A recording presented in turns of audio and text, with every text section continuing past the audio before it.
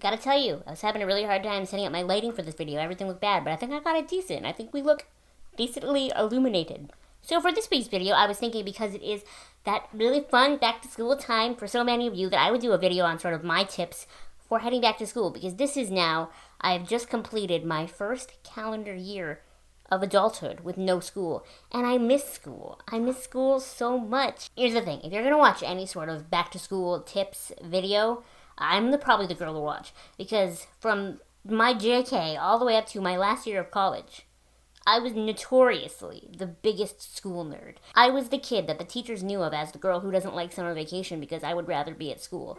I was very much so a Hermione Granger, just less open about it. I was a little more concealed. So I've compiled a list for you of my top 6 tips for you heading back into school. Tip number 1, you need a morning schedule. I cannot stress that enough. You need a morning routine. It will make your life so much easier if when you get up in the morning and you're all groggy and you're thinking about how much you hate life and you don't want to get up and you don't want to go to school, you don't want to do whatever, it makes life so much easier if you can just kind of mindlessly go through the motions of the morning. Like, so for me, it's get up in the morning, instantly wash my face, brush my teeth, come back in here, do my makeup, do my hair, and then if I need to just get dressed and leave, that's it. But if I have time to eat, all that, then great. I also think it's really probably a good idea, maybe this is obvious, but I don't know, set an alarm earlier than you need it. So if you're thinking, I gotta leave the house by 9, I should probably get up at 8, set your alarm for 7:30. Just in case. You would rather have too much time in the morning than not enough. Even if you think sleep is more precious to me than time before school.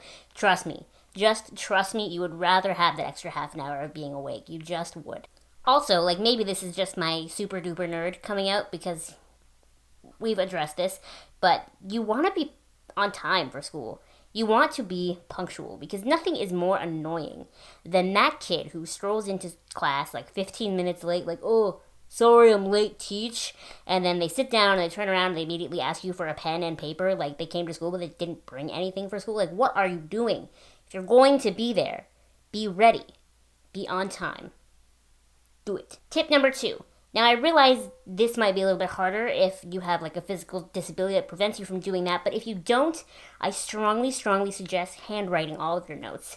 And I know in such a technological age, you're like, oh, it's so much easier to just sit here and type it. You want to handwrite your notes. I can probably link you to a gajillion studies that will back me up when I say handwriting your notes is going to help it sink into your head more. You're just going to remember. You're going to remember so much better than you would have otherwise. My method when I was in college was I would handwrite my notes, and then when it came closer to exam time or midterms or whatever, I would go through all of my handwritten notes and type them out as sort of a way of refreshing my memory, and then that was it. That was all I needed, and I did really well all the way through college with that system. And then it was always funny because everybody always wanted my notes after it. It made me feel special. Tip number 3, you need an agenda. Trust me, even if you think you don't, even if you're like, oh, I can keep track of it in my phone. I can keep track of it in the notes section of my iPhone. No, you need a hard-copied spiral of sorts notebook. Most schools provide them to you at the beginning of the year. I know that like high schools did that and my college did that. So you don't even really have to buy one. They're going to give it to you. But if you'd rather go out and buy a cute one, definitely do that. I know that there's different tutorials and stuff on YouTube where you can make your own, but ain't nobody got time for that. I'd rather buy one than make my own. And the nice thing about a nice physical agenda like this, like mine has this pocket in the front where I can keep things. And then what I love about it is there's like stickers in the front so I can mark important dates on the calendar. I keep these little post-it note tabbies on this side so that I can tab what month it is and what day it is. So that I can just hit this, open it, and then here you have the month and you can fill in what sort of due dates and special events you have, you know, throughout the month per day, if you will, and then you can jump ahead and get more individual in this section. And so like here's Monday, August 22nd. I write things out by what time I need them done. All of my appointments, everything that I do at work, everything goes into this agenda. And again, ties back to tip number 2 with that handwriting. If you handwrite it, you're more likely to remember it. So that's why this agenda is my lifeline. If I lost it, I would be nothing. I would just cease to exist, to be honest. That's why also all of my contact information is written in the front in case I lose it. Hopefully someone will return it to me. Tip number 4. Again, this is going to sound really extra nerdy. So extra. But the best advice I can possibly give you is to do your homework, like, as soon as you get it. As soon as you get home from school that day, as soon as you have a moment in time to do it, don't put it off. In my philosophy when it comes to the homework for, like, my entire life, if I left it to when I got home, if I got home and I was like, oh, I need to chill today, it was so stressful, I need to, like, sit here and watch TV, yes, I feel like I need to chill, but the problem is that the more I'm just hanging out, watching TV, playing a video game, whatever, my brain worked its way out of school mode and back into just hanging out mode. And then if I were to pick up my book again to try to do it, my brain is already shot from the day and it's already into relaxed mode, and I can't do it. I cannot put myself back into schoolwork mode. I can't do it.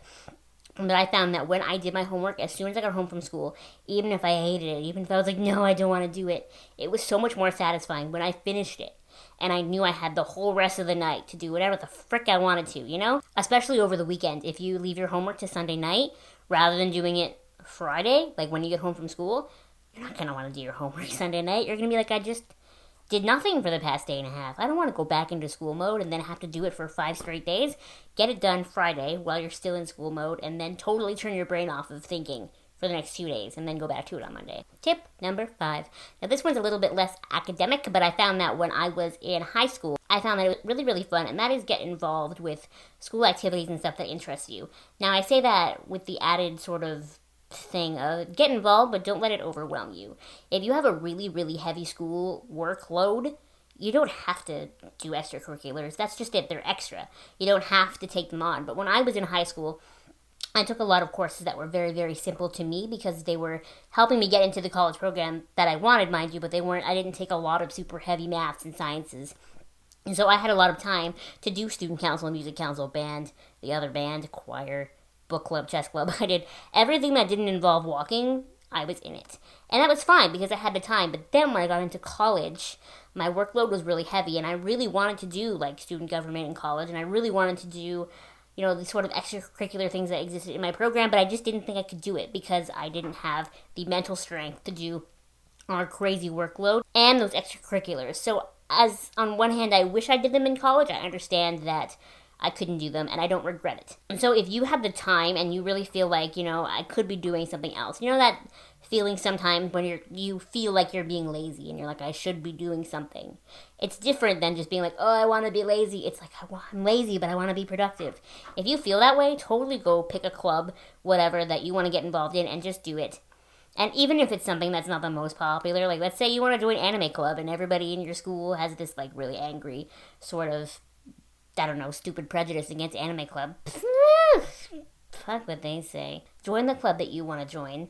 Do what you want to do. Live your life to the fullest, man. And my final tip is probably my favorite tip. Tip number 6 is to don't be afraid to ask for help when you need it. And I mean that both in the sort of life aspect. If you're struggling and you need help, maybe there's a teacher or like a parent or a family friend or a sibling or anybody around you that you can go to for help, for guidance, to talk to you. I would 100% say do that. You don't have to go through those sort of things alone. But then I also mean academically. If you're struggling, don't be afraid to stay and ask for help. I have a little story. When I was in high school, I was a very good student and I had really good grades, to be honest. But then I went into grade 11 and my math teacher prefaced that semester with, you know, this is the hardest year of math. Most people drop 10 to 20% in this semester compared to what they had had in math beforehand. And I was very fortunate because I had the same math teacher every year when I was in high school. He was a very, very nice man. And I started struggling. Like, I had a really hard time with math when I was in grade 11. That's probably why I didn't take it beyond that. And I wanted to get it so bad, and I tried so hard. And it got to a point where I was like, you know, teacher, can I stay in at lunch, and will you teach me this? Because we had math, like, right after lunch, so I was hoping for, like, that extra hour and a half of math, right? And he was like, yes, of course you can. So then I started staying in at lunch, maybe sometimes even 3 times a week at one point. And then my friend Kaylee in high school, she started staying in with me too. And he was obviously like the greatest teacher ever because he was willing to donate so much extra time to help struggling student me. And he could see that I was trying so hard. Like there would be times where he would explain something and I would get like teary-eyed because it just didn't make any freaking sense to me. And honestly, if I had to do it again, it probably still wouldn't make any sense to me. And I think by the end of the semester, we had about 10-ish kids in that sort of lunchtime math class. And it was because, like, when you need extra help, you have to ask for it. You know what I mean? it is worth it to feel stupid, because I felt stupid a lot in there when he would explain something to me 60 different times, and the smart kids would come over to me and explain things, and I still didn't get it. It was worth it to me for those moments of, wow, I feel so stupid right now that I don't get it, to try to get the end result of understanding. Anyway, that's all I got for this week's video. I hope you enjoyed it. Make sure you give it a thumbs up and you subscribe. Good luck heading back to school, and I'll see you next time. Bye!